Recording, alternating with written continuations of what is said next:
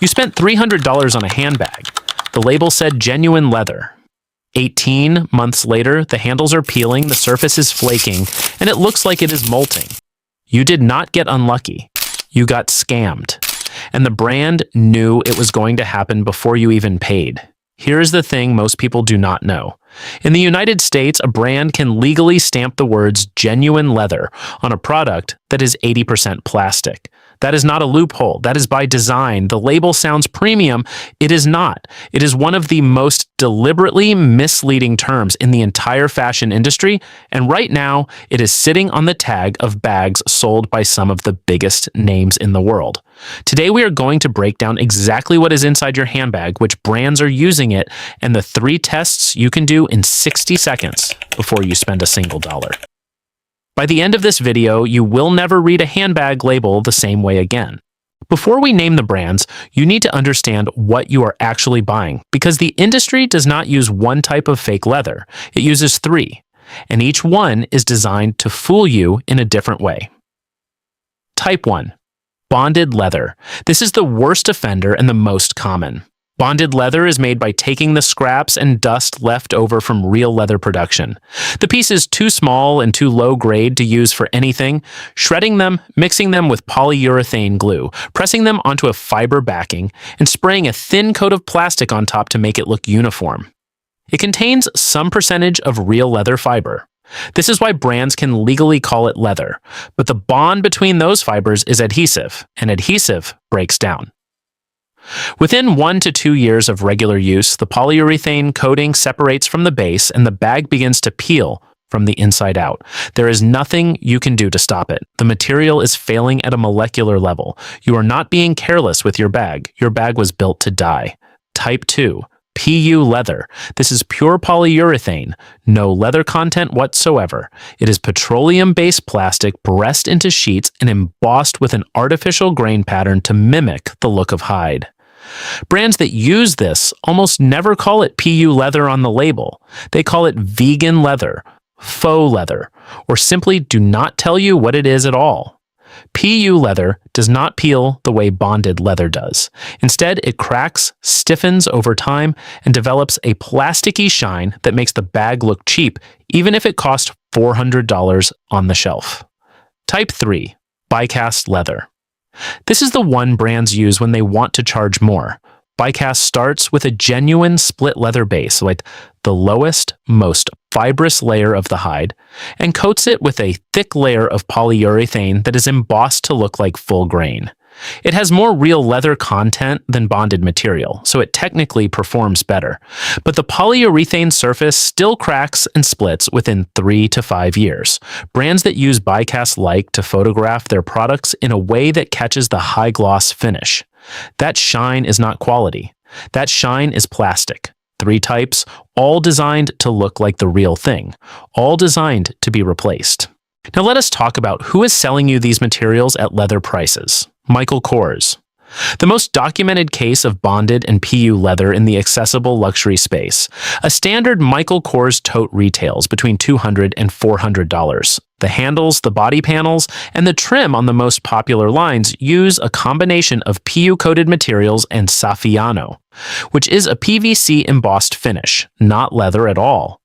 Saffiano is a brand of coated plastic. That crosshatch pattern you recognize? That is polyvinyl chloride pressed with a plate to create a texture.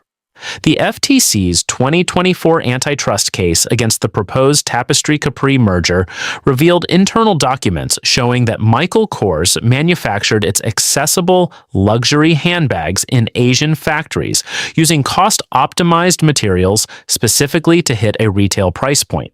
The quality of the material was secondary to the margin. That is, in the court record. Kate Spade. Same parent company problem. Tapestry, which owns both Coach and Kate Spade, built its entire accessible luxury model around what it described internally as balancing lower cost with quality. Those are their words from a board of directors presentation cited in the FTC filing. Lower cost first, quality second. The most popular Kate Spade crossbody bags use a pebbled material that reads as leather, but is corrected grain hide. meaning the natural surface has been sanded off and a uniform plastic finish has been applied on top. When the coating wears down, and it will, there is nothing underneath it worth keeping. Coach. Coach has spent decades building a reputation as the original accessible leather brand. Their marketing still leans heavily on leather heritage. The reality is that the majority of the current Coach product line uses coated canvas, corrected grain leather, and PU-treated materials. Their iconic signature canvas, the C pattern you see everywhere, is coated fabric, not leather at all. A standard Coach crossbody at $350 has a manufacturing cost estimated between $40 and $80. The gap between those two numbers is not leather, it is the cost of the logo and the retail space. Fossil. Fossil is one of the least talked about offenders on this list and one of the most consistent. Their handbag line is almost entirely PU-coated material marketed as leather. At a price point between $75 and $150, buyers assume they are getting a bargain on a real leather bag. They are getting polyurethane and a metal logo, Tory Burch. Tory Burch occupies a confusing middle position. Some of their bags use genuine top-grain leather. Many do not. The problem is that their product descriptions use leather terminology inconsistently. The same style in different colors can have different material compositions, and the brand does not make this clear at the point of sale. You can buy two Tory Burch bags that look identical for the same price. One holds up for years, one starts peeling in 18 months. You have no way of knowing which is which without inspecting the edges and the back of the lining before you buy. Rebecca Minkoff. Their most popular bags use bonded leather extensively. The peeling is so widely documented that it has its own thread on Reddit, where thousands of buyers have posted photographs of their bags failing at the same stress points: the handles, the zipper pulls, and the corners, within 1 to 2 years of purchase. Rebecca Minkoff's response to these complaints has historically been to offer a discount on a replacement bag. They are replacing a bag that failed with another bag made of the same material. That is not customer service. That is a subscription model for peeling plastic. Now, here is what the industry does not want you to know. You can identify fake leather in under 60 seconds before you hand over your money with no special tools. Test 1, the edge test. Pick up the bag and look directly at the cut edge of any strap, handle, or panel. Real full grain or top grain leather looks like a dense, fibrous cross-section. You can see the compressed hide fibers running through it. It looks organic, layered, solid. Bonded leather and PU leather edges look smooth, painted, or have a visible layer structure, a thin top coating, a layer of foam or fabric, and a backing material. Many brands hide this with thick edge paint. Run your thumbnail along the edge. If the edge paint chips or flexes away, there is something being hidden underneath it. Test 2. The bend test. Gently fold the leather panel back on itself. Full grain leather creases naturally and returns smoothly. The grain opens slightly at the fold and closes again when you release it. Bonded leather and PU leather behave differently. The surface resists the fold, and when you release it, you will see micro cracking or a slight whitening along the fold line. On cheaper bonded leather, this happens immediately. On higher quality PU, it takes a sharper fold. Either way, genuine leather does not crack. Plastic does. Test 3. The pattern repeat test.